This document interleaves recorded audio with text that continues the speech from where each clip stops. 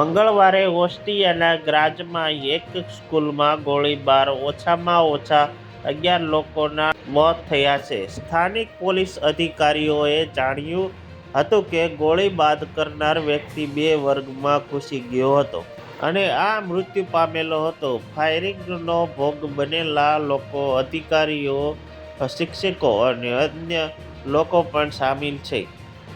પોલીસે જણાવ્યું હતું કે સ્કૂલમાં ગોળીબારની ઘટના બાદ સુરક્ષા કડક કરવામાં આવી છે અને તમામ પાસાઓની તપાસ કરવામાં આવી રહી છે. શંકાસ્પદ હુમલાખોર એ વિદ્યાર્થી હોવાનું કહે છે કે જેણે ગોળી બાદ આત્મહત્યા પણ કરી હતી. તેનો મૃતદેહ સ્કૂલના બાથરૂમમાંથી મળી આવ્યો હતો.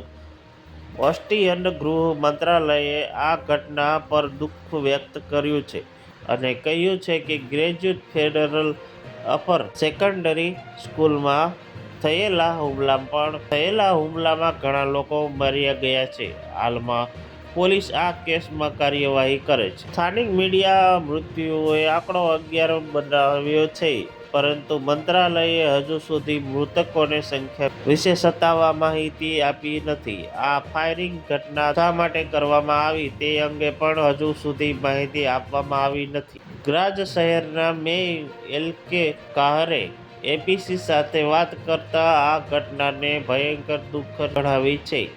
તેમણે કહ્યું કે શાળામાં બાળકો પર ગોળીબાર ભયાનક છે. તેમણે પુષ્ટિ આપી છે કે શાળામાં પરિસ્થિતિમાંથી મળેલા મૃતદેહો ગોળીબાર કરવાની વ્યક્તિ પણ શા માટે છે. તેમણે કહ્યું કે સવારે 10 વાગ્યે ઘટનાની જાણ થતાં પછી પોલીસે ચાર્જ સંભાળ્યો અને લગભગ 1 કલાક શાળા ખાલી કરવામાં અને બધાને સ્કૂલની રીતે બહાર કાઢી. હાલમાં પરિસ્થિતિ નિયંત્રણ છે.